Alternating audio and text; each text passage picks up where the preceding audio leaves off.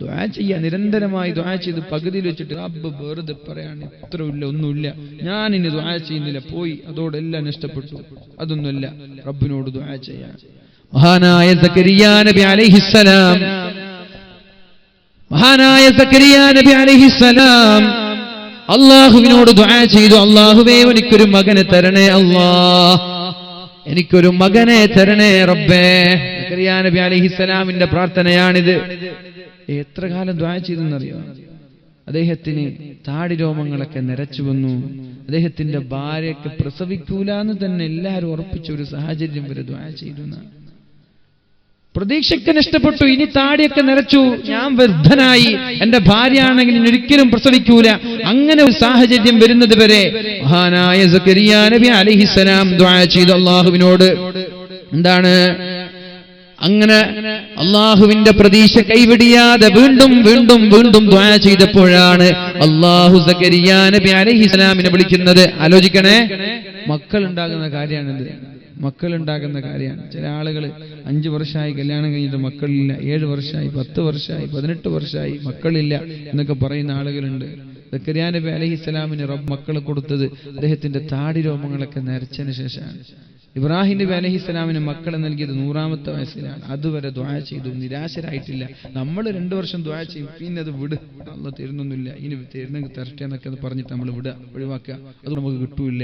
നമ്മൾ കിട്ടുമെന്നുള്ള പ്രതീക്ഷയിൽ റബ്ബിനോട് ആത്മാർത്ഥമായി ദുആ ചെയ്യാൻ തയ്യാറായാൽ അല്ലാഹുവിന് ഏത് സമയമാണെങ്കിലും തരാനൊരു പ്രയാസമില്ല. അല്ലാഹു പറയുന്നുണ്ട്, കാഫ്ഹാ യാ ഐൻ സ്വാദ് ذكر رحمة ربك عبده زكريا إذ نادى ربه نداء خفيا قال رب إني وهن العظم مني واشتعل الرأس شيبا ولم أكن بدعائك رب شقيا. അല്ലാഹുവേ എന്റെ താടിരോമങ്ങൾ നരബാധിച്ചു തുടങ്ങിയിട്ടുണ്ട് റബ്ബേ, എന്റെ എല്ലെല്ലാം ദ്രവിച്ചു തുടങ്ങിയിട്ടുണ്ടല്ലോ, എന്റെ ആരോഗ്യം ക്ഷയിക്കാൻ തുടങ്ങിയിട്ടുണ്ട് റബ്ബേ. എന്നാലും ഞാൻ ദുആയിൽ നിന്ന് നിരാശനല്ല റബ്ബേ, എനിക്കൊരു മകനെ തരണേ അല്ലാഹ്. وإني خفت الموالي من ورائي وكانت امرأتي عاقرا فهب لي من لدنك وليا. അല്ലാഹുവേ എന്റെ ഭാര്യ മച്ചിയാണ്, പ്രസവിക്കാത്ത ഒരു പെണ്ണാണ്, മച്ചിപ്പെണ്ണാണ്, പ്രസവിക്കാത്ത ഒരു പെണ്ണാണ്. എന്നാലും എനിക്ക് നിരാശയില്ല. ഫഹബ് ലീ മിൻ ലദുക വലിയാ.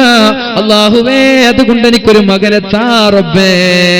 എത്ര കാലം നരബാധിക്കുന്നത് വരെ ദുആ ചെയ്തു. നമ്മൾ ദുആ ചെയ്യോ? നമ്മൾ മാക്സിമം പോയ 40 വയസ്സ് വരെ ദുആ ചെയ്യും, പിന്നെ നമ്മൾ നേരെ ബാധിച്ചു, കൈയും കാലൊക്കെ ചുളിഞ്ഞു, വയസ്സായി, അപ്പോഴും ദുആ ചെയ്യ, അല്ലാഹു എനിക്ക് മക്കളെ വേണം. അങ്ങനെ ഇരിക്കുമ്പോഴാണ് അല്ലാഹു വിളിക്കുന്നത്, യാ സക്കരിയ ഇന്നാ നുബശ്ശിറുക ബിഗുലാം. സക്കരിയ നബിയെ നിങ്ങൾ വിഷമിക്കേണ്ട, ഞാൻ നിങ്ങൾക്കൊരു മകനെ തരാം. ഇസ്മുഹു യഹ്യ, ആ മകന്റെ നാമമാണ് യഹ്യ എന്ന്. قال رب أنى يكون لي غلام وكانت امرأتي عاقرا. എങ്ങനെയാണ് റബ്ബേ എനിക്ക് മക്കൾ ഉണ്ടാവുന്നത്? എന്റെ ഭാര്യ പ്രസവിക്കാത്ത പെണ്ണല്ലേ, എങ്ങനെയാണ് റബ്ബേ എനിക്ക് മക്കൾ ഉണ്ടാകുന്നത്? വഖദ് ബലഗ്തു മിനൽ കിബരി അതിയ, ഞാൻ വാർദ്ധക്യത്തിന്റെ അങ്ങേയറ്റത്തേക്ക് എത്തിയിട്ടുണ്ട്, ഞാൻ വൃദ്ധനായി പിച്ചും പേയും പറയാൻ തുടങ്ങിയിട്ടുണ്ട്. എന്റെ ഭാര്യയാണെങ്കിൽ മച്ചിയാണ്. ഡോക്ടർമാർ പറഞ്ഞു നിനക്ക് മക്കൾ ഉണ്ടാവൂല, അല്ലെ? ഡോക്ടർമാർ പറഞ്ഞു നിങ്ങൾക്ക് മക്കൾ ഉണ്ടാവാൻ സാധ്യതയില്ല, നിങ്ങൾ നിരാശരാവണ്ട, ഡോക്ടർമാരെ മക്കളെ തരുന്നത് റബ്ബാണ്. ആ ഒരു പ്രതീക്ഷ ഉണ്ടാകും. ഡോക്ടർമാർ പറഞ്ഞു, നോക്കി ടെസ്റ്റ് ചെയ്തു, ടെസ്റ്റ് ചെയ്തു, സാധ്യതയില്ല, നിങ്ങൾ നിരാശരാവണ്ട, ഡോക്ടർമാരല്ലേ ഈ മക്കളെ തരുന്നത്, റബ്ബാണ്. സക്കരിയ നബിക്ക് വാർദ്ധക്യത്തിൽ മക്കൾ കൊടുത്ത അല്ലാഹ്, ഇബ്രാഹിം നബിക്ക് 100ാമത്തെ വയസ്സിൽ മക്കൾ കൊടുത്ത അല്ലാഹ്. ദുആന്റെ ഫലാണത്. നമ്മൾ ദുആ ചെയ്യും. മക്കളുടെ കാര്യം മാത്രമല്ല, എന്ത് വേണം, നിങ്ങൾക്ക് ഒരു ഇന്നോ വേണോ, ദുആ ചെയ്യും റബ്ബിനോട്, ആത്മാർത്ഥമായി ദുആ ചെയ്യും, അല്ലാഹ് തരും ഇൻഷാ അല്ലാഹ്. അല്ലാഹു നൽകുമാറാവട്ടെ, അല്ലാഹു നൽകുമാറാവട്ടെ. വകാനത് ഇംറഅതി ആഖിറൻ വഖദ് ബലഗ്തു മിനൽ കിബരി അതിയ. അപ്പോൾ അല്ലാഹ് പറയാണ്, സക്കരിയ നബിയെ നിങ്ങൾ വിചാരിച്ച പോലെ എല്ലാ കാര്യങ്ങള്. ഖാല കദാലിക ഖാല റബ്ബുക ഹുവ അലയ്യ ഹയ്യിൻ, എനിക്കിത് വളരെ എളുപ്പമാണ്. മക്കളെ തരാന്ന് പറഞ്ഞാൽ എനിക്ക് നിസ്സാരമാണ്, എളുപ്പമാണ്. നിങ്ങൾ വിചാരിച്ചതുപോലൊന്നുമല്ല. വയസ്സായി എന്ന് പറഞ്ഞിട്ടൊന്നും മക്കളില്ലാതിരിക്കൂല. ഭാര്യ, മച്ചി, അതൊക്കെ ഡോക്ടർമാര് പറയല്ലേ. പടച്ച റബ്ബ് തീരുമാനിച്ച മക്കൾ തരാൻ പ്രയാസമുണ്ടോ? അതുകൊണ്ട് ദുആ ചെയ്യേ. മക്കൾ ഉദാഹരണം ഞാൻ പറഞ്ഞതാണ്. ഏത് വിഷയമാണെങ്കിലും അല്ലാഹുവിന്റെ തീരുമാനം ഇങ്ങനെ തന്നെ. ഹുവ അലയ്യ ഹയ്യിൻ, എനിക്കത് വളരെ എളുപ്പമാണെന്നാണ് മഹാനായ യഹ്യാ നബി അലൈഹിസ്സലാമിനോട് അല്ലാഹു പറയുന്നത്. വഖദ് ഖലഖതുക മിൻ ഖബ്ലു വലം തകു ശൈആ, നിന്നെ ഞാൻ സൃഷ്ടിച്ചിട്ടില്ലേ, നീ ഒന്നുമല്ലായിരുന്നല്ലോ, നിന്നെ ഞാൻ സൃഷ്ടിച്ചിട്ടില്ലേ, പിന്നെ നിങ്ങൾക്കൊരു മക്കളെ തരാൻ എനിക്ക് പ്രയാസമാണോ? ഓ അലയ്യ ഹയ്യിൻ, എനിക്കത് വിഷയമല്ല. നീ ദുആ ചെയ്തതിന്റെ ഫലം അല്ലാഹു കൊടുക്കാൻ. മഹാനമഹദിയായ മറിയം ബീവി റളിയല്ലാഹു അൻഹയുടെ ചരിത്രവും ഇതുപോലെ പറയുന്നുണ്ട്. വദ്കുർ ഫിൽ കിതാബി മറിയമ ഇദ് തബദത് മിൻ അഹ്ലിഹാ മകാനൻ ശർഖിയ്യ. മഹദിയായ മറിയം ബീവി റളിയല്ലാഹു അൻഹയുടെ സമീപത്തേക്ക് ജിബ്രീൽ അലൈഹിസ്സലാം കടന്നു വരികയാണ്. ഖാല ഇന്നമാ അന റസൂലു റബ്ബികി ലിഅഹബ ലകി ഗുലാമൻ സകിയ. ഉപ്പയില്ലാതെ മക്കളെ നൽകാണ് മറിയം ബീവിക്ക്. പിതാവില്ലാതെ, ഭർത്താവില്ലാതെ മക്കളെ തരാണ്. ഭർത്താവില്ലാത്ത മക്കളുണ്ടാവേ? മറിയം ബീവി ചോദിച്ചു, ഭർത്താവില്ലാതെ എന്നോട് ശാരീരികമായ ഒരാൾ ബന്ധപ്പെട്ടിട്ടില്ലല്ലോ, എനിക്ക് മക്കളുണ്ടാവേ? മറിയം ബീവി ചോദിച്ചു. മഹാനായ ജിബ്രീൽ അലൈഹിസ്സലാം പറയുകയാണ്, ഖാലത് അന്നാ യകൂനു ലീ ഗുലാം, എങ്ങനെയാണ് എനിക്ക് മക്കൾ ഉണ്ടാവുന്നത്? വലം യംസസ്നി ബശറു വലം അകു ബഗിയ, ഞാനൊരു വ്യഭിചാരിയല്ലല്ലോ, എന്നെ ഒരാളും സ്പർശിച്ചിട്ടില്ല, ഒരു പുരുഷനും എന്നെ തൊട്ടിട്ടില്ല, പിന്നെ എങ്ങനെയാണ് എനിക്ക് മക്കൾ ഉണ്ടാവുന്നത്? എനിക്ക് മക്കൾ ഉണ്ടാവേ? എങ്ങനെ ഉണ്ടാവുക? എന്നൊരാളും തൊട്ടിട്ടില്ലല്ലോ. അപ്പൊ അല്ലാഹു അതേ മറുപടി, ഖാല കദാലികി ഖാല റബ്ബുകി ഹുവ അലയ്യ ഹയ്യിൻ, അല്ലാഹുവിന് ഇത് പ്രയാസമുള്ള വിഷയമല്ല. മക്കളെ തരാന്ന് പറഞ്ഞാൽ അല്ലാഹുവിന് എളുപ്പമാണ്. പിന്നെന്തിനാ ടെൻഷനാണത്? പിന്നെന്തിനാ വിഷമിക്കേണ്ടത്? മക്കൾ ഉദാഹരണം പറഞ്ഞില്ലേ, നിങ്ങൾക്ക് എന്താ മുതൽ വേണോ, എന്താ വേണ്ടത്? വേണ്ട റബ്ബിനോട് ചോദിക്കും, റബ്ബ് തരും. അല്ലാഹുക്ക് ഇത് എളുപ്പമാണ്. അല്ലാഹു നൽകുമാറാവട്ടെ. നമ്മൾ പറഞ്ഞു വന്നത് ഒന്നുകിൽ അവന്റെ പ്രാർത്ഥനയെ അല്ലാഹു ആഖിറത്തിലേക്ക് വേണ്ടി മാറ്റിവെക്കും. മരണം വരെ ഉത്തരം കിട്ടിയില്ല എന്നാലോ വിഷമിക്കേണ്ട. ആ ദുആ നാളെ ആഖിറത്തിലെത്തുമ്പോൾ 10 മടങ്ങ് വലുപ്പമുള്ള വലിയൊരു ദറജയായി അല്ലാഹു സ്വർഗ്ഗത്തിൽ എടുത്തു വെച്ചിട്ടുണ്ടാകും. നിങ്ങൾ ഇവിടെ ഒരു നന്മ ഒന്നും ചെയ്തിട്ടുണ്ടാവൂല, പക്ഷെ നിങ്ങൾ നിങ്ങളുടെ ആവശ്യങ്ങൾ റബ്ബിനോട് ഇഷ്ടംപോലെ ചോദിച്ചിട്ടുണ്ടായിരുന്നു. നിരാശയില്ലാതെ മരണം വരെ ദുആ ചെയ്തിട്ടുണ്ട്. പഠിച്ചവനാണെങ്കിൽ ഒന്നും നിങ്ങൾക്ക് തന്നിട്ടില്ല. നിങ്ങൾ നാളെ സ്വർഗ്ഗത്തിലെത്തുമ്പോൾ നിങ്ങൾക്ക് അപ്രതീക്ഷിതമായിട്ടുള്ള സ്വർഗീയ സുഖങ്ങൾ അല്ലാഹു സ്വർഗ്ഗലോകത്ത് ഒരുക്കി വെച്ചിട്ടുണ്ടാകും. അതുപോലെ ദുനിയാവിലുള്ള സുഖാണോ വേണ്ടത്, സ്വർഗ്ഗാണോ വേണ്ടത്? എന്താ വേണ്ടത്? ദുനിയാവാണോ വേണ്ടത്, സ്വർഗ്ഗാണോ വേണ്ടത്?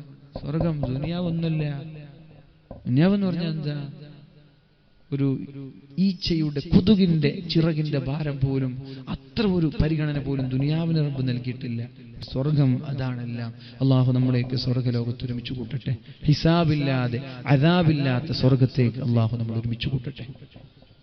രണ്ടാമത്, ദുആ ചെയ്ത് ഉത്തരം കിട്ടിയില്ലെങ്കിൽ വിഷമിക്കേണ്ട. അള്ളാഹു നിങ്ങളുടെ സ്ഥാനം സ്വർഗത്തിൽ വർദ്ധിക്കാനാണ്, വലിയൊരു സ്ഥാനം നിങ്ങൾക്ക് നൽകാനാണ്. മൂന്നാമത്തേത്,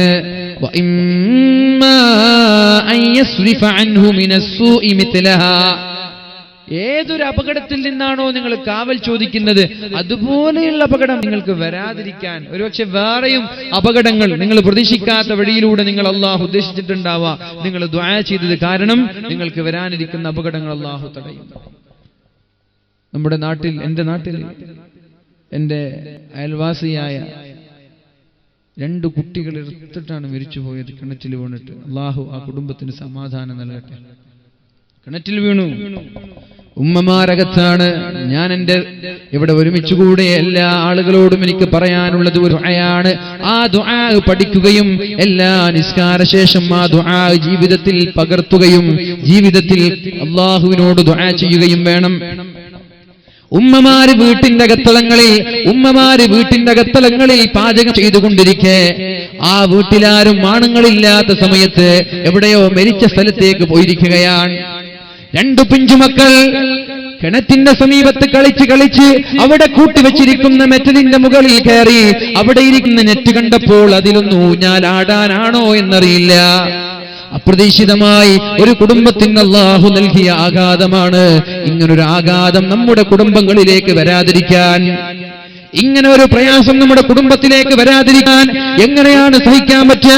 10 മാസം ഗർഭം ചുമന്ന ഉമ്മ, 2 വർഷക്കാലം മുലപ്പാൽ നൽകിയ ഉമ്മ, മക്കളുടെ പ്രഭാവിക്ക് വേണ്ടി കഠിനാധ്വാനം ചെയ്ത് നാടില്ലാതെ പ്രവാസ ലോകത്തേക്ക് ചെന്നവിടെ അധ്വാനിച്ച 2 പിതാക്കന്മാർ, എങ്ങനെയാണ് ഒരു കുടുംബത്തിന് സഹിക്കാൻ പറ്റുക? മക്കൾ നടന്നു കാണാൻ, മക്കളൊന്ന് സഞ്ചരിക്കുന്നത് കാണാൻ, മക്കളൊന്ന് ഓടുന്നത് കാണാൻ, മക്കളൊന്ന് സംസാരിക്കുന്നത് കാണാൻ ഒരുപാട് പ്രതീക്ഷയോടെ കാത്തിരുന്ന 2 ഉപ്പമാര്, 2 ഉമ്മമാർ അല്ലാഹുവർക്ക് പകരം നൽകുമാറാവട്ടെ. അല്ലാഹുവർക്ക് സ്വർഗീയ ലോകത്തൊരു ഭവനം നിർമ്മിക്കുമാറാവട്ടെ. അതിനാണ് ബൈത്തുൽ ഹംദി, സ്തുതിയുടെ വീട് എന്ന നാമമുള്ള ഒരു വീട് അല്ലാഹു ആ കുടുംബത്തിന് നൽകുമാറാവട്ടെ.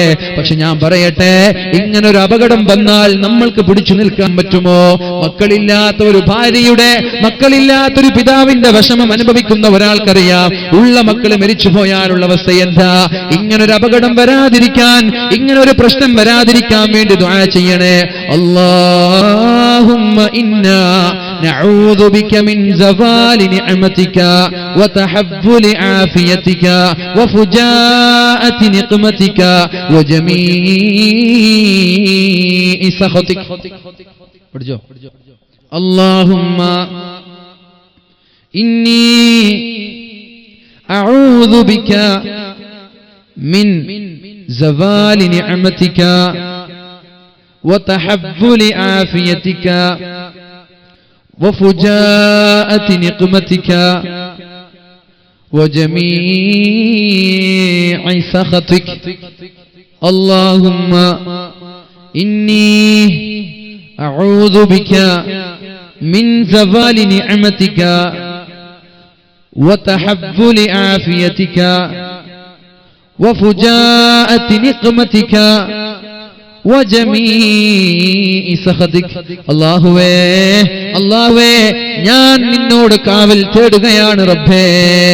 അല്ലാഹുമ്മ ഇന്നാ നഊദു ബിക, നിന്നോട് ഞങ്ങൾ കാവൽ തേടുകയാണല്ലോ. മിൻ സവാലി നിഅമതിക, നീ തന്ന നിഅമത്ത് നീ കൊണ്ടുപോവല്ലേ അല്ലാ. നീ തന്ന ജോലി നീ കൊണ്ടുപോവല്ലേ അല്ലാ. നീ തന്ന ശബ്ദം നീ കൊണ്ടുപോവല്ലേ അല്ലാ. നീ തന്ന ആരോഗ്യം നീ കൊണ്ടുപോവല്ലേ അല്ലാ. നീ തന്ന ബിസിനസ് നീ കൊണ്ടുപോവല്ലേ അല്ലാ. നീ തന്ന കാഴ്ചശക്തി കൊണ്ടുപോവല്ലേ അല്ലാ. നീ തന്ന മക്കളെ കൊണ്ടുപോവല്ലേ അല്ലാ. ഞങ്ങളുടെ മരണം വരെ നീ നിലനിർത്തണേ അല്ലാ.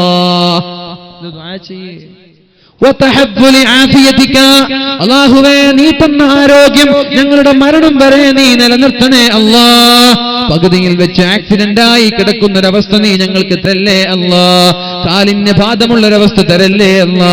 വെള്ളപ്പാണ്ട് ബാധിക്കുന്നൊരവസ്ഥ തരല്ലേ അല്ലാ. ഈയടുത്ത് കോഴിക്കോട് ഭാഗത്തൊരു വാലിന് പോയപ്പോഴാണ് അവിടെയുള്ള ഒരു സഹോദരൻ വേദനയോടെ പറഞ്ഞത് ഞാൻ ഓർക്കുന്നത്. എന്റെ മകൾക്ക് 18 വയസ്സായി, ദുആ ചെയ്യണം, കല്യാണ ആലോചനകളൊന്നും ശരിയാവുന്നില്ല. അതിന് കാരണം പറഞ്ഞത് എന്റെ പൊന്നുമോൾ അവള് പഠിച്ചുകൊണ്ടിരിക്കുകയാണ്, അവളുടെ ശരീരമാസകലം വെള്ളപ്പാണ്ട് ബാധിച്ചിരിക്കുകയാണ്, മുഖത്തും കൈകളിലും വെള്ളപ്പാണ്ട് ബാധിച്ചിരിക്കുകയാണ്.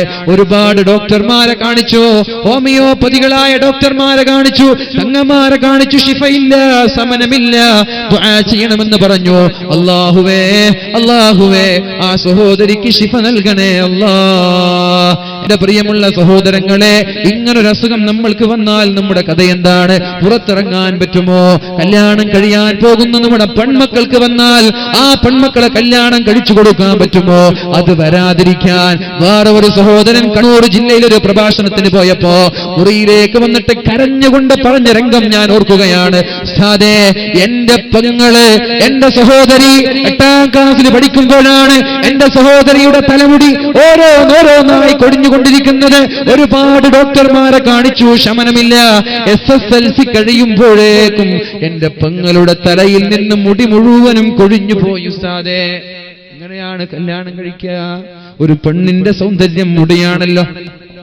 അവർക്ക് മറച്ചു വെച്ച് കല്യാണം കഴിക്കാമെന്ന് പറഞ്ഞാൽ ഭർത്താവിന് ഇത് കാണാതിരിക്കുന്നൊരു വിഷയമല്ലല്ലോ.